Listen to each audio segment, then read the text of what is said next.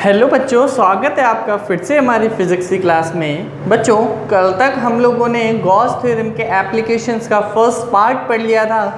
Gauss theorem के applications के first part में बच्चों मैंने आप लोगों को बताया कि कूलम लॉ को कैसे हम लोग प्रूव कर सकते हैं, और दूसरा एक इनफाइनाइट लॉन्ग एक शीट है जिस पर चार्ज यूनिफॉर्मली डिस्ट्रीब्यूटेड है, जिसकी सरफेस चार्ज डेंसिटी दी गई थी और हमें उससे कुछ डिस्टेंस पर इलेक्ट्रिक फील्ड की वैल्यू फाइंड करनी थी। हमने दो कर लिए थे।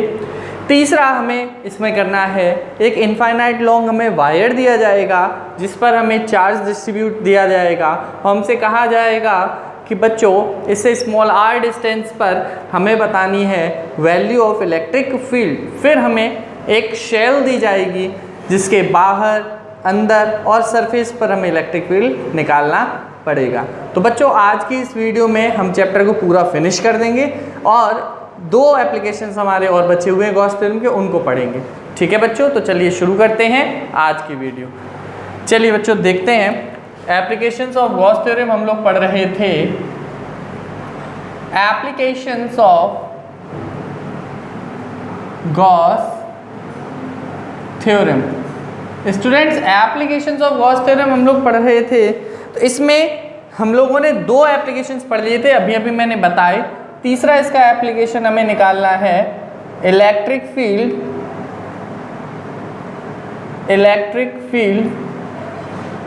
Eight a distance small r from an infinitely long electric field at a distance r from an infinitely long straight wire। हमें एक वायर दिया गया है जो कि इनफाइनाइटली लॉन्ग है, हमें उससे कुछ डिस्टेंस पर, स्मॉल r डिस्टेंस पर हमें इलेक्ट्रिक फील्ड की वैल्यू बतानी है। तो बच्चों हम लोग इसके लिए क्या करेंगे, हम लोग लेते हैं surface density, surface charge density. बच्चों तीन तरीके की हम लोगों ने चार्ज डेंसिटीज बताई थी। अब यहाँ पर सरफेस आएगी बच्चों, लीनियर आएगी, लीनियर चार्ज डेंसिटी आएगी, क्योंकि ये एक वायर होगा। तो वायर हमारा इस टाइप से होगा, इधर भी इनफाइनाइट तक जा रहा है और इधर भी इनफाइनाइट तक जा रहा है, बहुत लंबा वायर है और हमें बताना है इससे स्मॉल r डिस्टेंस पर इलेक्ट्रिक फील्ड की वैल्यू, ये हमें बतानी है। और लीनियर चार्ज डेंसिटी हमें मान लो दे दी गई है lambda.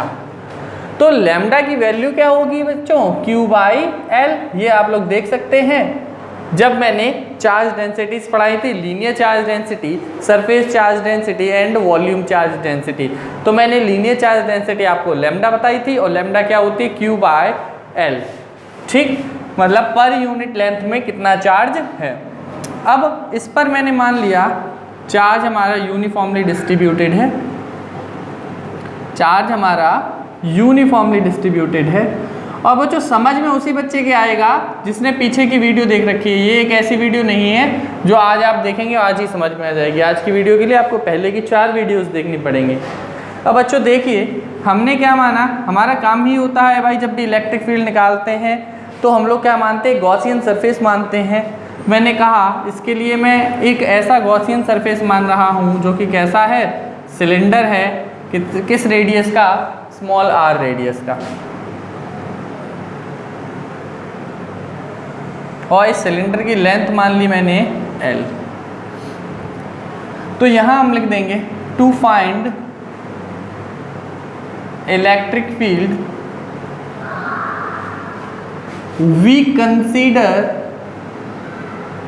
we consider a Gaussian surface, cylindrical Gaussian surface लिख दो। We consider a cylindrical Gaussian surface of radius r and length L। हमने स्मॉल r रेडियस मान ली और लेंथ हमने L मान ली और हमें इससे बताना है कि क्या इलेक्ट्रिक फील्ड होगा। तो हम क्या करेंगे बच्चों, ये जो वायर है इस पर चार्ज डिस्ट्रीब्यूटेड है तो इससे फ्लक्स निकल रहा होगा। हमारा काम क्या रहता है, फ्लक्स के फॉर्मूले से फ्लक्स निकालो, surface integral of E A cos theta से, और दूसरा फ्लक्स किससे निकाल दो, गॉस थ्योरम से निकाल दो, 1/ε0 इंटू क्यू, दोनों को बराबर कर दो और हमारा इलेक्ट्रिक फील्ड आ जाता है। ये हम सीधा सा कॉन्सेप्ट यूज़ करते हैं। हम लोग क्या कॉन्सेप्ट यूज़ करते हैं, हम लोग बच्चों फ्लक्स के फॉर्मूले से फ्लक्स निकाल देते हैं और गॉस थ्योरम से फ्लक्स निकाल देते हैं, दोनों को इक्वल कर देते हैं और हमारा इलेक्ट्रिक फील्ड आ जाता है। तो अब बच्चों इस वायर की वजह से, ये जो एक वायर है, तो मैंने जो इसके माना, जो गॉसियन सरफेस माना, वो एक सिलेंडर माना इसके चारों तरफ। तो जब इससे फ्लक्स निकल रहा होगा तो फ्लक्स हमारा 3 जगह से निकल रहा होगा। पहला फ्लक्स हमारा इसके CSA से निकल रहा होगा, कर्व्ड सरफेस एरिया से, जो हमने एक गॉसियन सरफेस माना हुआ है उससे निकल रहा होगा। दूसरा इनके क्रॉस सेक्शन से निकल रहा होगा, जैसे ये एक वायर है तो ये जो एरिया है इस एरिया से फ्लक्स निकल रहा होगा दोनों से, और तीसरा इसके CSA से निकल रहा होगा। तो हम लोग क्या लिख देंगे, इसके फ्लक्स को हम 3 पार्ट्स में डिवाइड कर सकते हैं। एक तो यहाँ से निकलने वाला फ्लक्स, दूसरा यहाँ से निकलने वाला फ्लक्स, और तीसरा जो इसके CSA से निकलने वाला फ्लक्स। ऐसे कह सकते हैं हम, छोटा सा DA मान लिया और इसी डायरेक्शन में हम लोगों ने क्या मान लिया, E वेक्टर मान लिया। इसका जो DA होगा वो बच्चों इस डायरेक्शन में होगा और E हमारा इस डायरेक्शन में होगा, क्योंकि पॉजिटिव चार्ज से दूर की ओर होता है, पॉजिटिव चार्ज से दूर की ओर E होता है। तो होगा क्या, यहाँ पर जो E है और DA है दोनों सेम डायरेक्शन में होंगे। यहाँ पर E और A में परपेंडिकुलर होंगे दोनों। यहाँ पर भी E बच्चों इस डायरेक्शन में जाएगा और DA हमारा कहाँ जाएगा, इस डायरेक्शन में जाएगा। तो बच्चों मैंने क्या कहा, इसको कहा φ1, इसको कहा φ2, इसको कहा φ3। तो मैं ऐसे कह सकता हूँ बच्चों, total electric flux, total electric flux passing through, total electric flux passing through the Gaussian surface, Gaussian surface. तो बच्चों टोटल इलेक्ट्रिक फ्लक्स जो इस गॉसियन सरफेस से पास हो रहा होगा फाई, वो हमारा क्या होगा, φ1 प्लस φ2 प्लस φ3 के इक्वल होगा। सही है। तो φ1 हमारा क्या हो जाएगा, EA cos 90 या EDA cos 90 लिख दो, DA लिखो ज़्यादा सही रहेगा। हाँ, D फाई लिख दो पहले, चलो D फाई लगाओ सबके। तो EDA cos 90 हो जाएगा। ये भी हमारा क्या होगा, EDA, इसको A1 डाल दो, इसको A2 डाल दो, cos 90, और इसको क्या लिख दोगे, EDA cos 0, क्योंकि देखो बच्चों यहाँ पर सारे के सारे क्या हो जाएंगे, 0 बन जाएंगे। तो हम क्या करेंगे बच्चों, देखो एंगल यहाँ पर जो E और DA है दोनों सेम एंगल में है, तो यहाँ 0 आ गया, यहाँ परपेंडिकुलर है तो ये भी 90 और ये भी 90 आ गया। अब बच्चों देखिए ज़रा आगे, इन सबको अगर मैं देखूँ, cos 90 की वैल्यू 0, यहाँ भी cos 90 की वैल्यू 0, D फाई E हमारा क्या बनेगा, EDA cos 0 की वैल्यू 1 हो जाएगी। तो फाई E हमारा क्या बन जाएगा, integration, surface integration of EDA। और बच्चों गॉस थ्योरम क्या कहती है, अकॉर्डिंग टू गॉस थ्योरम, बच्चों देखना ज़रा, अगर मैं E को बाहर निकाल दूं तो सरफेस इंटीग्रल ऑफ DA। अब आप बताइए कि ये जो DA होगा वो CSA ही तो होगा इस सिलेंडर का, ये जो वायर को कवर किए हुए है एक सिलेंडर, उसका CSA होगा। और CSA ऑफ सिलेंडर हमें पता है क्या होता है, 2πr/h। h यहाँ पर होती है बच्चों हाइट ऑफ सिलेंडर, और हाइट हमने सिलेंडर की क्या ले रखी है बच्चों, L ले रखी है। तो हम लोग क्या लिख देंगे, E × 2πr/L। और गॉस थ्योरम क्या कहती है, फाई हमारा किसके इक्वल होगा, 1/ε0 इंटू क्यू। जितना भी इसके अंदर चार्ज आ रहा होगा उसका 1/ε0 टाइम्स होगा। ये हमारा कौन कहता है, ये हमारा कहता है गॉस थ्योरम। तो मैं क्या करूँगा, इन दोनों को इक्वल कर दूंगा, यही तो हमारा कॉन्सेप्ट रहता है। E × 2πrL equals to 1/ε0 into Q. अगर मैं Q की वैल्यू निकालना चाहूँ तो क्या आ जाएगा, लैम्डा एल आ जाएगी। तो मैं Q की जगह पे क्या लिख सकता हूँ 1/ε0 इंटू लैम्डा एल। ये क्या आ गया, E इंटू 2πr/L। बच्चों L से L कैंसिल हो गया तो E की वैल्यू बच्चों कितनी आ गई, E इक्वल्स टू हमारा आ गया 2πε0, यहाँ लिख दो 1/2πε0 लैम्डा बाई आर। ये हमारा आ गया फॉर्मूला। किसकी वजह से, एक इनफाइनाइट लॉन्ग हमारा वायर है, उस वायर से स्मॉल r डिस्टेंस पर इलेक्ट्रिक फील्ड का फॉर्मूला आया हमारा λ/2πr/ε0। इकट्ठा लिखना चाहो तो ऐसे करके भी लिख सकते हैं λ/2πr/ε0। ये हमारा फॉर्मूला बन गया λ/2πr/ε0। तो हमने सबसे पहले समझिए बच्चों क्या किया, हम सीधा सा आप याद रखिए हम दो काम करते हैं इलेक्ट्रिक फील्ड निकालते समय। स्टूडेंट्स हम एक तो फ्लक्स का फॉर्मूला लगा देते हैं और दूसरा उस फ्लक्स को फॉर्मूले से निकालने के बाद किसके इक्वल कर देते हैं, गॉस थ्योरम से 1/ε इंटू क्यू के इक्वल कर देते हैं, वहाँ से हमारी वैल्यू बन जाती है। तो हमने सबसे पहले क्या किया, हमने इसके गॉसियन सरफेस से पास होने वाले फ्लक्स को 3 पार्ट में बांटा, एक तो इस सरफेस से, एक इस सरफेस से और एक CSA से। बच्चों जब यहाँ से निकल रहा था तो ये E इस डायरेक्शन में था, ये इस डायरेक्शन में था, तो जब 90 होता है तो फ्लक्स हमारा क्या हो जाता है, 0।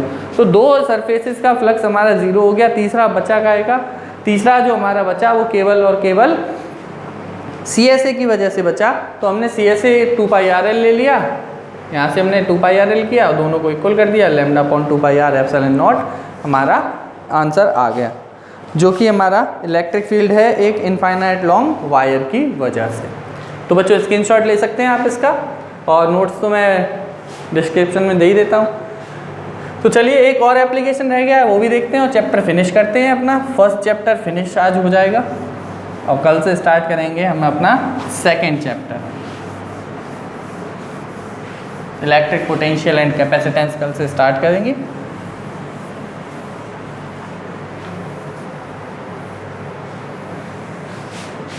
अब बच्चों देखो हम लोग निकालेंगे electric field due to a uniformly charged shell. Electric field due to a uniformly charged shell. एक शेल है जिस पर यूनिफॉर्मली चार्ज दिया हुआ है, हमें उस शेल की वजह से इलेक्ट्रिक फील्ड फाइंड करना है। तो बच्चों हम लोग 3 जगह इलेक्ट्रिक फील्ड फाइंड करेंगे शेल की वजह से। Number 1 inside the shell, number 2 inside मत निकालो, सबसे पहले निकालेंगे outside the shell, outside the shell. Number 2 on the surface of the shell. Number 3 inside the shell. तो हमें 3 जगह बच्चों बताना है। अब हम लोग क्या करेंगे जरा देखिए। तो पहली हेडिंग डालेंगे आउटसाइड द शेल। शेल के बाहर हमें बतानी है इलेक्ट्रिक फील्ड की इंटेंसिटी, या electric field due to a uniformly charged shell. अब हमें शेल की वजह से उसके बाहर बतानी है। तो बच्चों हमने माना let the charge on the shell is Q and the radius of the shell is capital R। हमें क्या करना है, we have to find electric field at a distance small r, और स्मॉल r जो है वो हमारी कैपिटल R से बड़ी होगी, from the centre of the shell. Shell के सेंटर से। अब हम लोग क्या करेंगे, ये शेल है और शेल को हमने जब चार्ज दे रखा है तो बच्चों इसके सरफेस पर पूरा चार्ज आएगा, अंदर तो आएगा नहीं, क्योंकि ये जो शेल है, शेल का मतलब क्या होता है, हॉलो होता है, ठीक है। तो इसके अंदर कोई चार्ज नहीं है, तो हमने क्या किया, इस पर ऐसे करके चार्ज बना दिया, यूनिफॉर्मली चार्ज।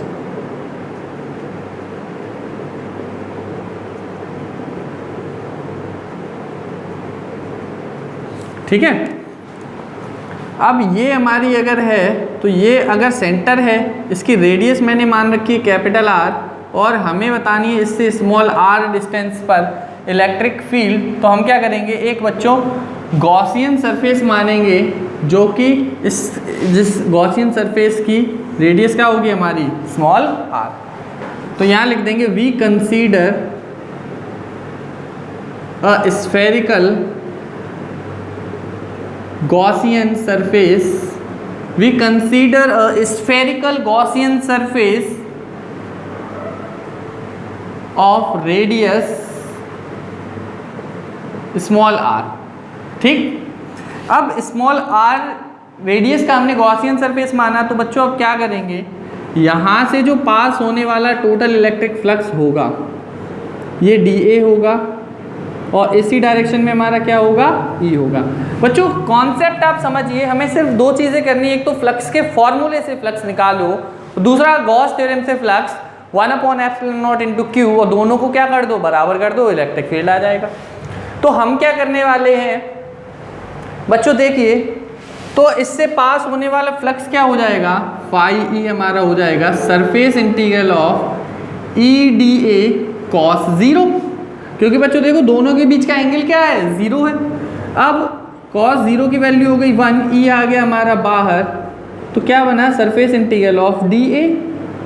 और हमें पता है कि ये जो स्फेरिकल सरफेस हमने माना हुआ है, इस स्फेरिकल सरफेस का जो एरिया होगा वो एरिया हमारा हो जाएगा E × 4πr²। φE हमारा हो जाएगा E × 4πr²। अब अकॉर्डिंग टू गॉस थ्योरम, अब गॉस क्या कहती है, जो फाई है वो 1/ε0 × Q है। Q क्या है, जो इस स्फीयर पर टोटल चार्ज है। तो बच्चों ये दोनों आपस में क्या कर दो, आप लोग इक्वल कर दो, E × 4πr² equals to 1/ε0 × Q। 4π इधर ले आओ, r² Q के अपॉन में पहुंचा दो। मैंने क्या किया, 4πε0 के साथ और r² Q के साथ, तो 1/4πε0 Q/r²। ये हमारा फॉर्मूला आ गया। कितना इजी था ना। हमने क्या किया, एक स्फीयर लिया, शेल ली, शेल की रेडियस थी हमारी कैपिटल आर, एक गॉसियन सरफेस माना, उस गॉसियन सरफेस की रेडियस मैंने क्या मान ली, स्मॉल आर मान ली। जब गॉसियन सरफेस की रेडियस स्मॉल आर मान ली तो हमने क्या किया, सबसे पहले तो फ्लक्स के फॉर्मूले से EdA cos 0 लगाया, E इंटू जो सरफेस एरिया था उसका इंटीग्रेशन करने पर हमारा 4πr² आएगा, कि टोटल एरिया ही तो बनेगा इंटीग्रेशन के बाद। फिर according to Gauss theorem 1/ε0 × Q। Basic concept हमारा क्या है, दोनों के फॉर्मूले को इक्वल कर दो, तो दोनों का फॉर्मूला हमने इक्वल कर दिया, तो हमारा आउटसाइड के लिए फॉर्मूला आया 1/4πε0 Q/r²। और जो r है वो आउटसाइड के लिए है कि इसकी रेडियस हमने कैपिटल आर मानी है। यहाँ भी मैंने दिखाया है small R is greater than capital R. ठीक है बच्चों, चलिए आगे बढ़ते हैं। यहाँ आप लोगों ने देख लिया, एक बार स्क्रीनशॉट इसका भी ले लीजिए।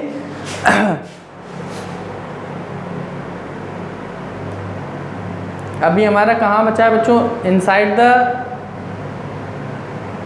शेल और on the surface of the shell. दो और बचे हैं, बस चैप्टर हमारा फिनिश। और आराम से न्यूमेरिकल लगाना, NCERT के लगाना, ना आए तो भाई कमेंट करना, मैसेज करना, बताया जाएंगे आपको। कोशिश करना, और नहीं तो मैं भी कोशिश करूँगा, एक वीडियो डालूँगा 2-3 घंटे की, जिसमें सारे न्यूमेरिकल्स आपको समझा दूँगा।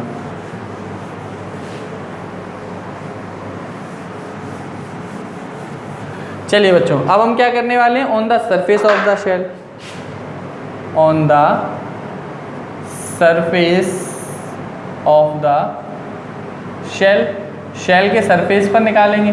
बच्चों देखो, अब रामायण में लिखने वाला हूँ नहीं, उसकी ज़रूरत भी नहीं है। ये शेल है,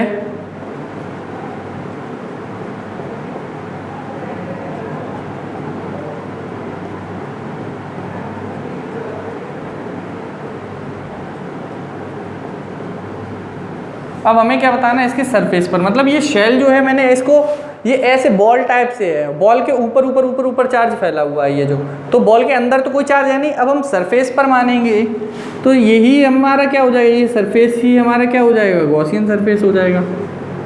तो फिर से देखो डी ए हमारा इसी डायरेक्शन में होगा, ई भी इसी डायरेक्शन में होगा, और इसकी रेडियस क्या हो जाएगी, कैपिटल आर। तो हम लोग फाई क्या लिखेंगे बच्चों, फाई हम लोग लिखेंगे बच्चों ई D A cos 0 surface integral. तो हम लोग क्या लिख देंगे, ई और कॉस 0 की वैल्यू हमारी हो गई 1 surface integral of D A. अब आप बताइए ये जो सरफेस इंटीग्रल करेंगे तो जो टोटल हमारा बनेगा वो क्या बन जाएगा, 4 पाई कैपिटल आर स्क्वायर। अब की बार जो एरिया बनेगा वो स्फीयर का ही एरिया बनेगा into 4 pi capital R square. ये जो फाई बनेगा वो बनेगा ई into 4 pi capital R square. तो अब देखिए बच्चों गॉस थ्योरम, फिर से वही कहानी, according to Gauss theorem phi क्या होगा बच्चों, 1/ε0 इंटू क्यू। तो दोनों को हम लोग इक्वल कर देंगे, E into 4 pi capital R square equals to क्या हो जाएगा, 1/ε0 इंटू क्यू। ये इसके अपॉन में चला जाएगा, ये आ जाएगा हमारा 1/4 पाई ε0 और small Q by capital R square. ये ऑन द सरफेस के लिए आ गया। ठीक है बच्चों, अब अगर मैं बात करूं, ये समझ आ गया, इजी था, वही कॉन्सेप्ट सीधा सा। अब की बार गॉसियन सरफेस हमारा क्या हो गया, उसका सरफेस ही हमारा क्या हो गया, गॉसियन सरफेस हो गया। ठीक है, चलिए आगे बढ़ते हैं।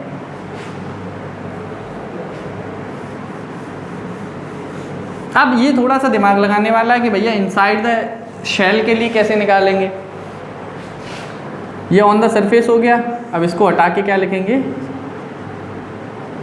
Inside the shell. Inside the shell, अब आप देखिए ध्यान से समझने वाली बात है, अभी हम लोगों ने जो चार्ज डिस्ट्रीब्यूट किया वो बच्चों चार्ज जो था वो हमारा सरफेस पर ही तो था,